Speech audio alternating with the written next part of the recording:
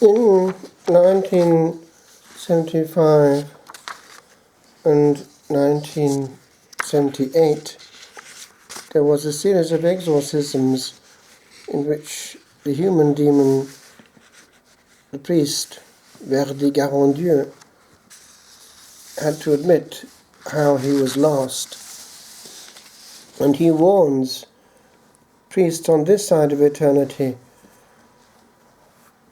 that their state of life is very demanding and should not be undertaken lightly.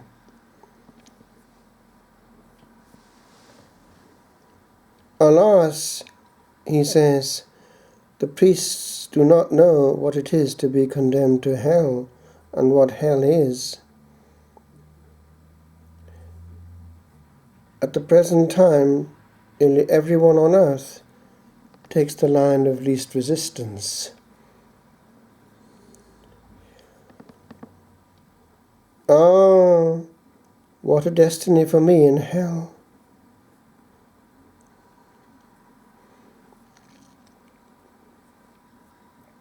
At the present time, there are thousands, tens of thousands of priests in the world, he says, who are like me, who give bad example and are lukewarm.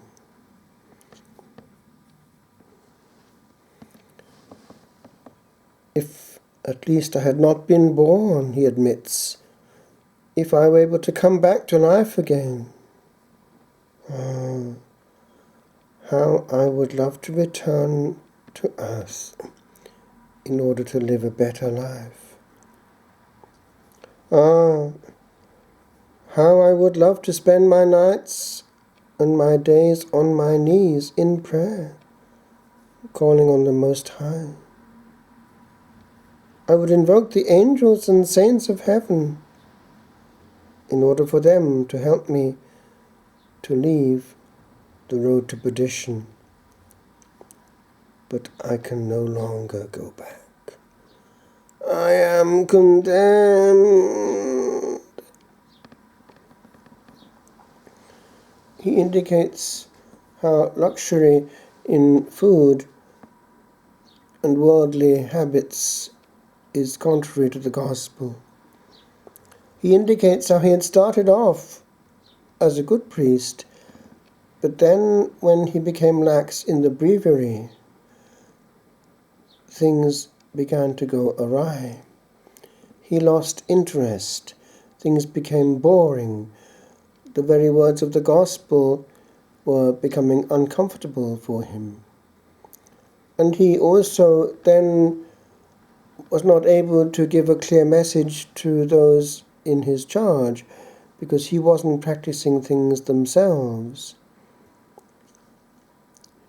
He warns that women are the downfall of many priests. But he indicates that even bishops and cardinals are conforming themselves too much to the world.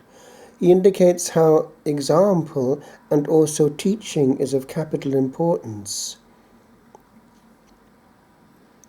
He indicates the power of preaching actually and mentions the pulpit.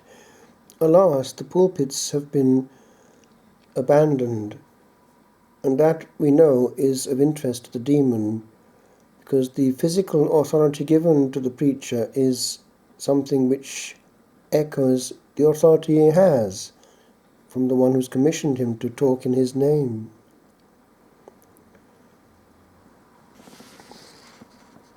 We know also that facing the people has been pushed by certain forces, sinister ones.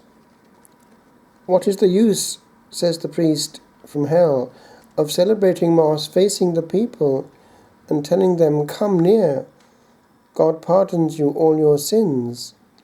He understands you. Come to the Father of light. And if you are in the darkness, He will bring you back into grace again. They all forget that something must be done beforehand in order for the Father to take you back into His arms and bring you back into His grace. He warns that the nature of the priesthood is such that it should not be undertaken lightly, and reminds us that one who enters into that state belongs to another order. And he laments the fact that he took it on without realizing what he was undertaking, insofar as he had to collaborate with the grace of the state. It is a lesson unto us, for we know that certain things, like the abandonment of the priestly garb, is pushed by sinister forces, reminding people that it's just a bit more of the ordinary. The priest is not ordinary. He is Christ on earth. And the demons cringe before him and want to make him fall. And they are all out to make a priest fall. And in the case of this one, they succeeded. And he warns them to listen, because the demon also wants them.